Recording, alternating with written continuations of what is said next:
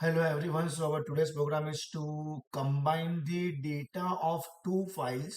So this is how we are actually opening the file using the with keyword with open and the name of the first file as F1 comma. Again open name of the second file as F2. Then we know zip function. Okay. So what is the meaning of zip function? It will combine first part of first file with the first part of the second file. So that's why we are writing F1, F2 over here inside the parameter bracket, and answer will get stored in L1 and L2. And if we want combine answer, then we have to write print L1 plus L2. So what we will get is something like this: welcome, hello. Welcome is the data of first file, hello is the data of second file, but both the data at the first place of that file.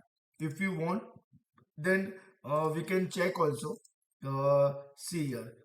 This is a dummy 123 dot text where we have a hello, hi, Saturday, cool day, 4 words only, and then we have a wish.txt. So this is dummy 4 words and wish 8 words. Welcome to Python everything. So what exactly we are getting as output is uh, uh, because of the second file four lines from the first file also we are extracting only 4 lines. That is possible using only the zip function. Okay, so this is how we can use the zip function, and we can extract the data of both the files, we can combine, and we can print also. Thank you everyone.